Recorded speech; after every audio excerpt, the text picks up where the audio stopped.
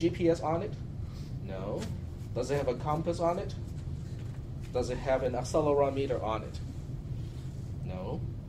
Does it have a microphone on it? No. It has a speaker, but it's a really crappy one. Okay? So if you think about it, that computer, the desktop computer in a big, big box, doesn't have nearly as many devices on my cell phone. Okay, my cell phone has a GPS unit on it. It has a microphone, because when I need to talk, there's a microphone. There's an accelerometer, which means it can detect, when you tilt it, when you shake it, it's all detectable in software. It has a, did I mention compass? I think I mentioned compass already. It has a built-in camera. Okay, not really high resolution. It is autofocus. There's no zoom, but nonetheless, there's a way for me to take a picture. Okay. So if you think about all these things, my cell phone actually has more uses than my desktop computer. The only thing my cell phone cannot compare to my desktop would be a few things. One is it doesn't have a big screen. Okay? If I want to teach a class out of my cell phone, it's going to be difficult. I can do it. It's just a little bit harder because the screen is so tiny. But my class notes do not have any special formatting. They don't have a whole lot of graphics. They don't have flash animation, which makes them exceedingly boring. But at the same time, they will display just right on any cell phone. Okay, the text will wrap around just fine. Everything will display just fine. If you read my notes on the cell phone, there's no problem. The second thing would be processing power. My cell phone doesn't come with nearly as much processing power as my desktop computer here. So that's why, on cell phones, you typically cannot run programs that you can run on a desktop computer. But if you look at the structure of a cell phone, it has a processor and all of the other components commonly found on a regular computer. It's just that you cannot upgrade it as easily. I cannot take this memory card out of this and upgrade the amount of memory. I cannot swap the processor. Well, I can, it's just that, I don't want to do it, okay? If you know how to desolder, chips, you can actually upgrade things on a cell phone, but that's a lot more work than just, replacing a processor in a socket. And obviously, cell phones also have software, okay? Now, digressing a little bit from the discussion here, have you guys heard about antivirus programs for cell phones? Yeah.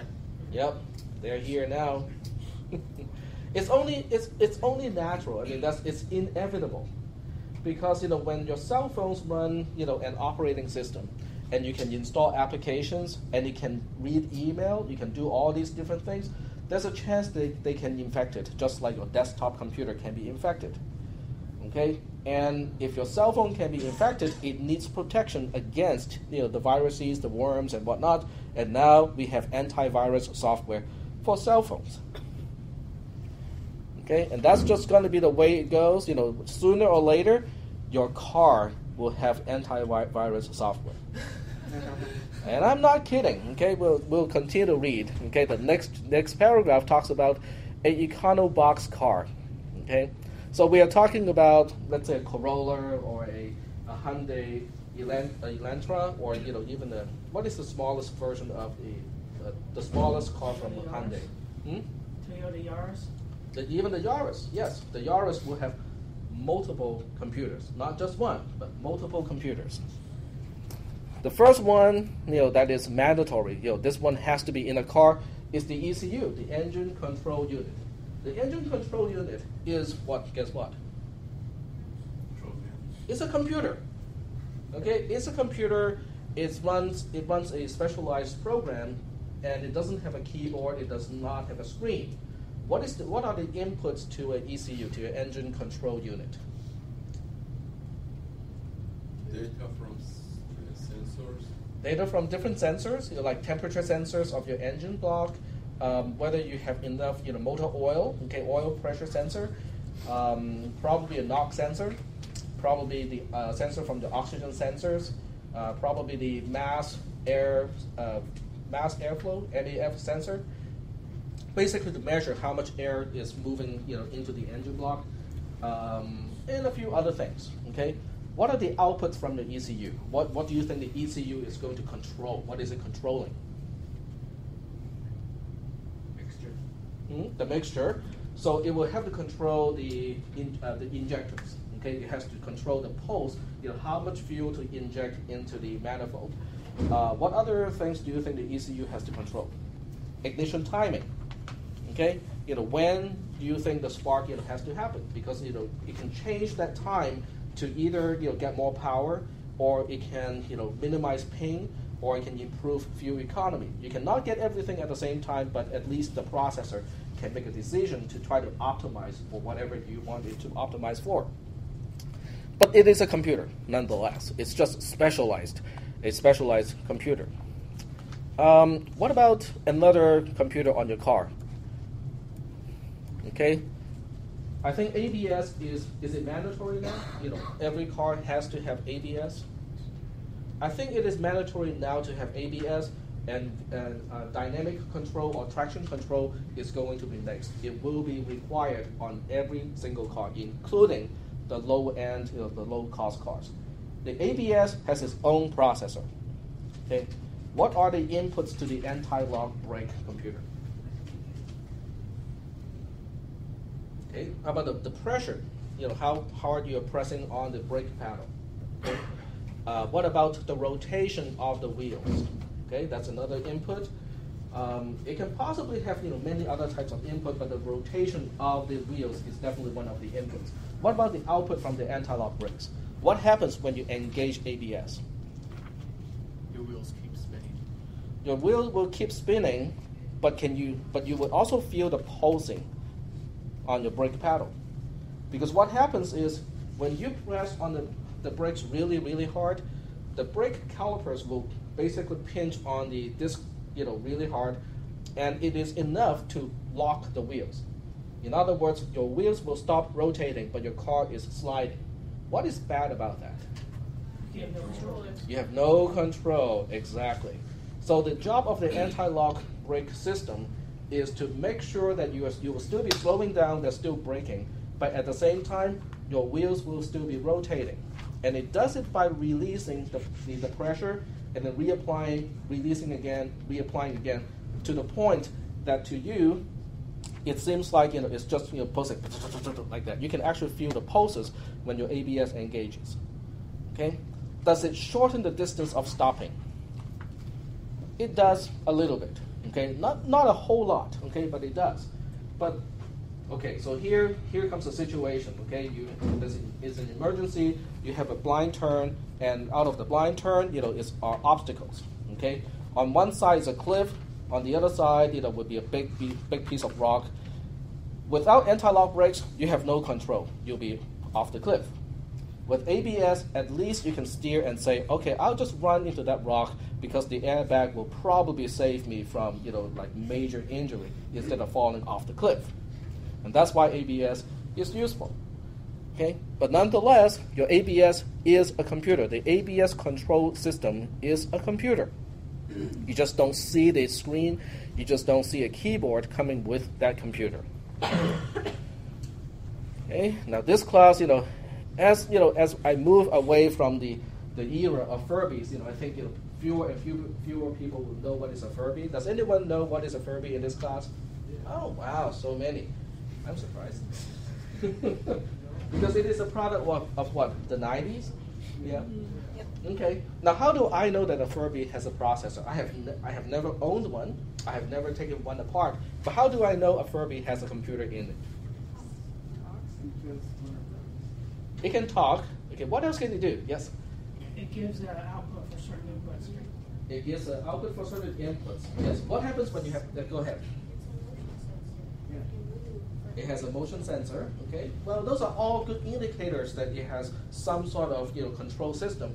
But there's one giveaway that tells me that it must have a processor running some kind of software. What happens when you have two Furbies?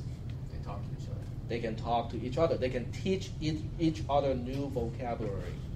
Okay? Now, the learning behavior like that cannot be done by just simple electronics. It has to be done by a processor running a program. Okay? So the bottom line of this slide is that there are many computers and they are everywhere.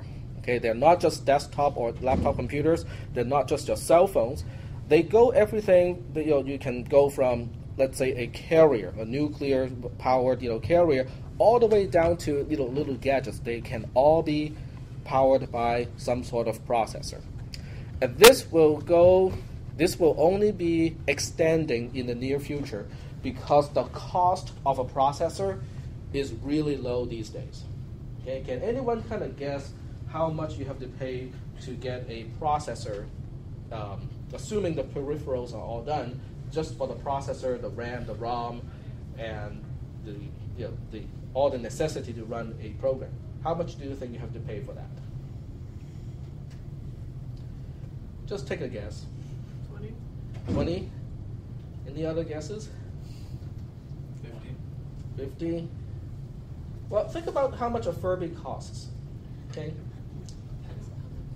A penny is probably pushing it. Not yet. Okay? Okay, let me show you a website.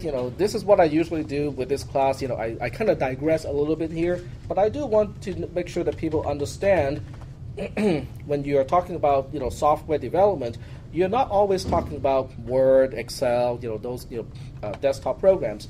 So what I'll do is I'm going to look for a particular part here. Okay, AT tiny. This is what we call an MCU, or a microcontroller unit. Okay, so we'll go ahead and click on here, and we'll specify something. Well, I can always just look at all the pages and sort by price. So look at unit price here.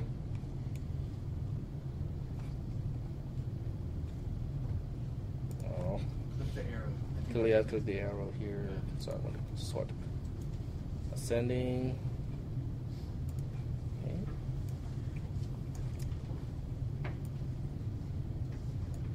And if you buy 4,500 units at the same time, this particular processor can get down to $0.50, okay, 53 cents each.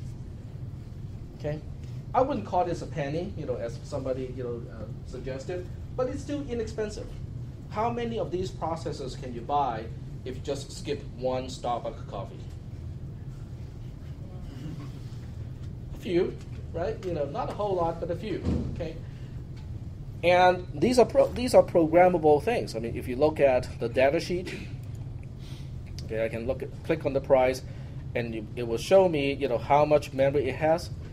This whole thing has 512 bytes of storage for your program. It has 32 bytes of RAM to store, variables and whatnot. Okay. Does it make it useless? No, it still has a lot of applications. Okay, there are many applications that do not require a lot of RAM.